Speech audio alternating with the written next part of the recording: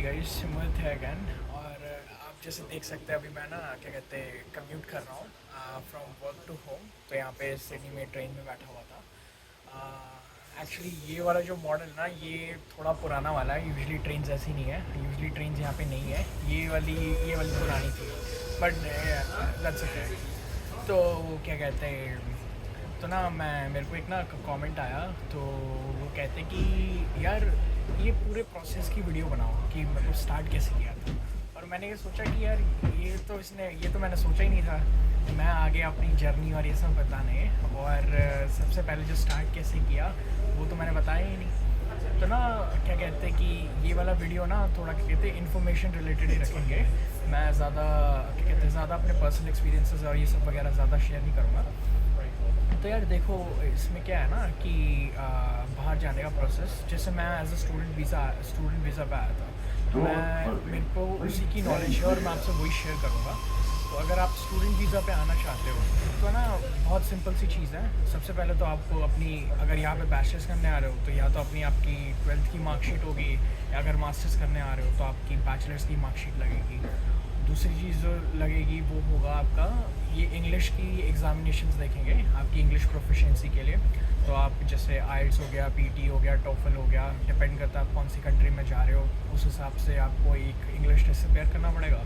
और थर्ड जो होगा, आपको प्रूफ दिखाना पड़ेगा, फाइनेंशियल प्रूफ कि आप कंट्री में आके अपने आप अपनी लिविंग अफोर्ड कर सकते हो। तो ना अब चलो इन तीनों के बारे में ना थोड़ी सी डिटेल में बात करते हैं। तो जो फर्स्ट वाली चीज़ है कि आपको आपकी 12th की मार्कशीट या फिर आपकी आपकी बैचलर्स की मार्कशीट चाहिए होगी। तो वो तो बहुत स्ट्रेट फॉरवर्ड है। हम लोग कॉलेज जाते हैं और ये सब वगैरह ट्रांसक्रिप्ट मिल जाती है हमें, इसमें कोई ज़्यादा बताने वाली चीज़ है नहीं।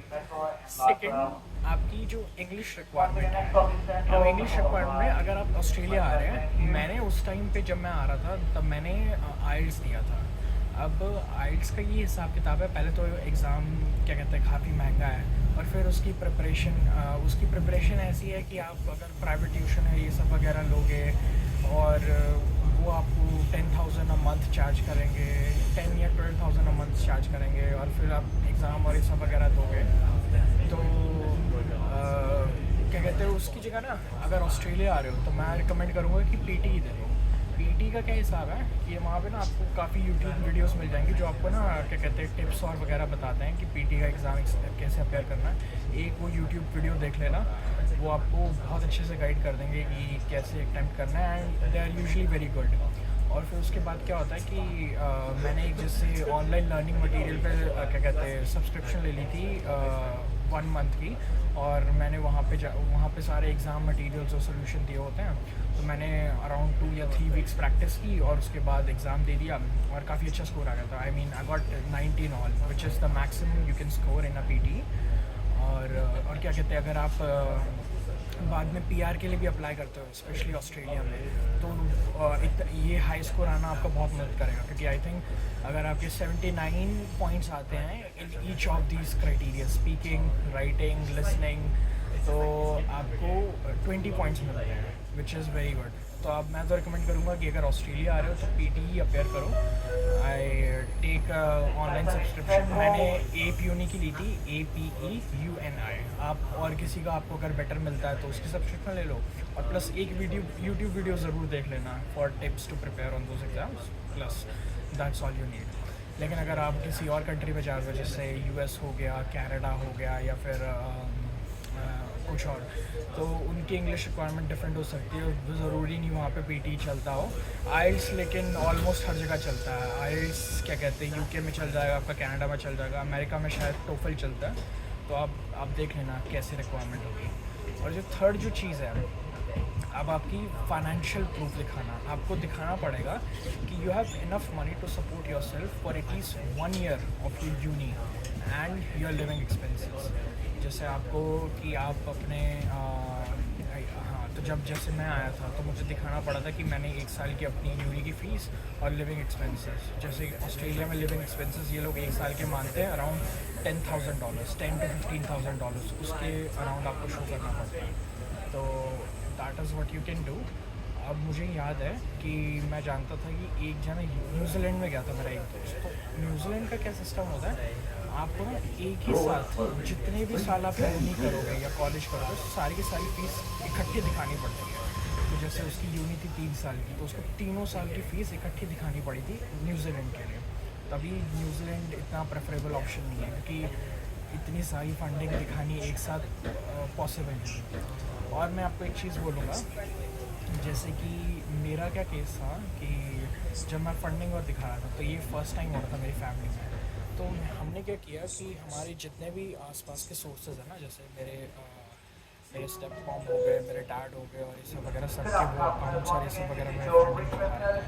तो आप जितने ज़्यादा अकाउंट्स दिखाओगे या जितने ज़्यादा सोर्सेज दिखाओगे, उतना ज़्यादा आपका ना डॉक्यूमेंटेशन होगा, जिसमें आप फंसना नहीं चाहते। I mean I would recommend कि आप उसमें मत फंसना।